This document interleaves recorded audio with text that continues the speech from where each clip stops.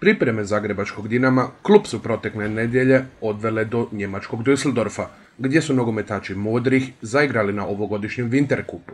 U dvije utakmice po 45 minuta na mini turniru klub iz Metropole je osvojio treće mjesto. Igrači Zorana Mamića upisali su minimalni poraz protiv Bayera iz Leverkusena, ali u borbi za treće mjesto ostvarili pobjedu protiv domaćina Fortune. Dok je Dinamo već krenuo na drugi dio priprema u Tursku, o aktualnim događajima koji potresuju zagrebački klub, prvostupanjskoj presudi u sudskoj trakavici između hrvatskog reprezentativca Eduarda da Silve i predsjednika Dinama Zdravka Mamića, o odlasku nekadašnjeg miljenika Samira u španjolski Getafe, te očekivanjima prije utakmice, porazgovarali smo sa Zdravkom Mamićem.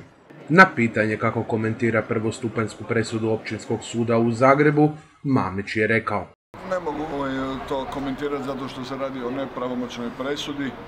Mogu samo reći da je po istom ugovoru već dosuđeno na dva županijska suda u Varaždinu i u Zagrebu. Nešto potpuno suprotno od ovoga, tako da ćemo sačekati pravomoćnost pa onda ćemo znati. Razmišljali nakon presude da bi mogao ostati, kako se u novinskim napisima već nagađa, bez nekoliko desetaka milijuna kuna provizija, ako i drugi igrači sa ugovorima sličnima onim Eduarda krenu u sudske bitke za svoja prava.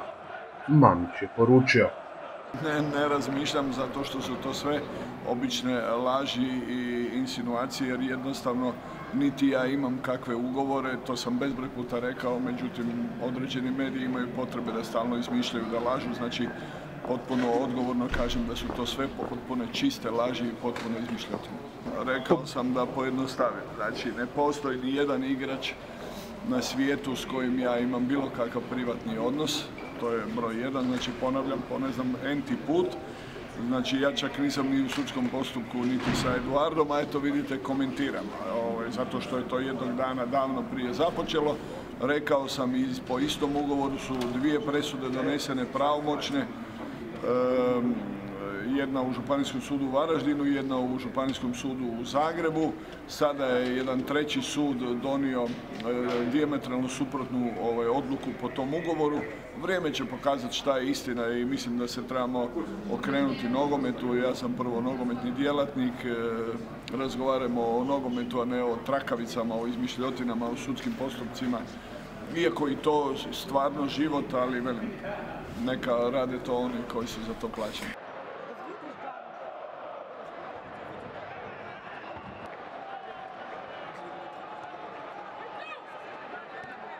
Nakon više od 7 godina u Dinamu, kontroverzni vezni igrač Jorge Samir Cruz Campos napustio je klub s Maksimirske 128 smjer španjolske Primere.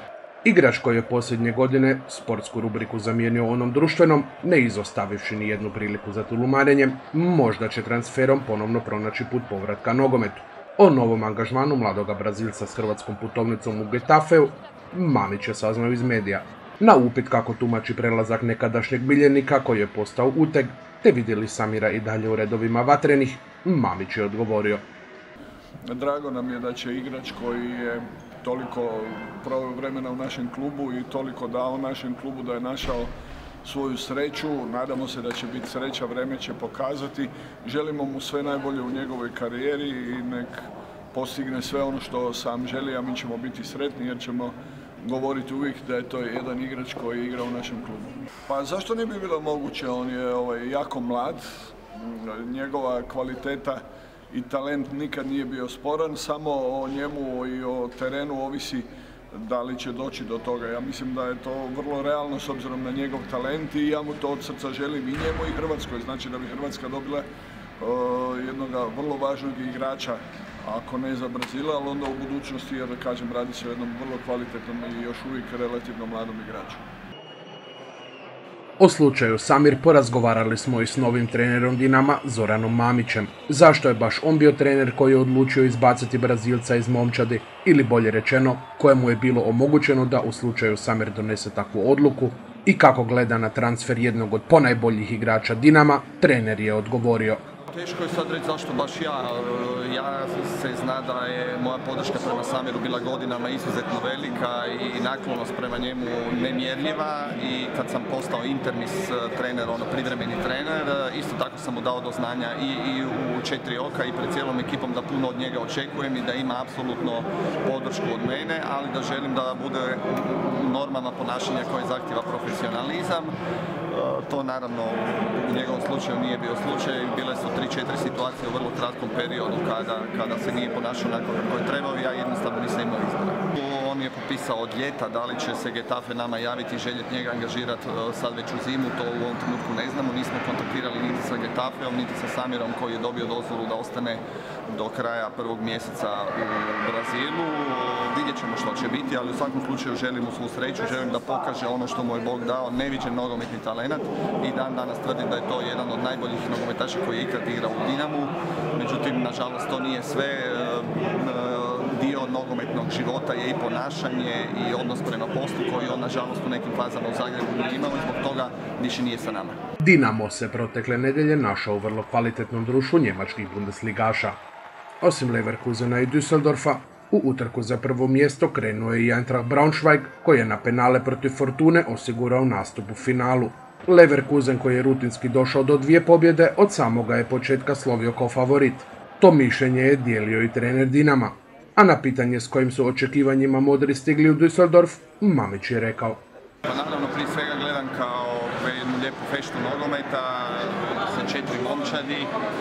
Lijepo je biti u Njemačkoj na ovakvom stadionu, odnosno stadion dvorana. Nemamo baš prilike igrati na ovakvim mjestima u Hrvatskoj, nažalost. A naravno, s druge strane, to je i sportska prilika za naše igrače da se mjerimo danas u ovom slučaju s jednom od najboljih momčadi Bundeslige. Iako su oni već u završnoj fazi priprema tjedan dana prije prvenstva, a mi smo tek počeli sa pripremama. Međutim, to je jedan test i tako pokraja. Sigurno znači da je želja da budemo što bolji i da osvojimo turnir. To je sportski uvijek tako. Realno, naravno da je Leverkusen u ovoj prvoj utakmici u prednosti iz razloga koji sam rekao. Međutim, nogomet je specifičan, moji igrači će sigurno biti jako motivirani jer, još jednom ponavljam, nemaju prilike igrati na ovakvim stadionima često i siguran da će dati sve od sebe.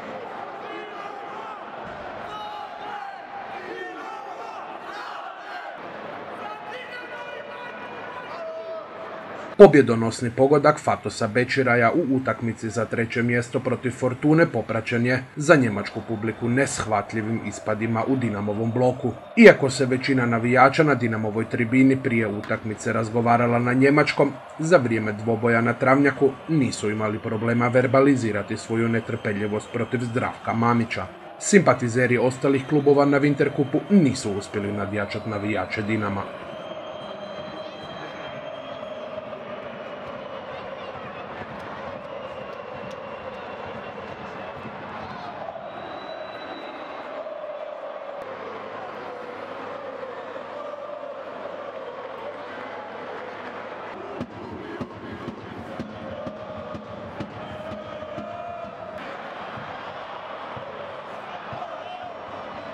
Hoće li uslijediti nova novčana kazna za Dinamo, za sada se ne zna.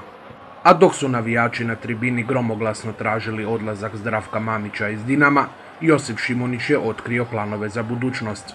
Nakon što mu je FIFA izrekla kaznu od 10 utakmica neigranja u reprezentativnim ogledima, Šimunić je, čini se, donio odluku zamijeniti teren za trenersku klupu, a za Dinamo će, kako kaže, zaigrati još jednu sezonu. Wahrscheinlich werde noch ein Jahr dranbleiben, noch ein bisschen mehr Fußball gegen den Zagreb und eventuell meine Lizenz machen als Trainer. Es interessiert mich auf jeden Fall, sowas in dem Art und Weise zu machen. Und dann müssen wir sehen. Aber wichtig ist, dass man gesund bleibt und Spaß hat und was man macht.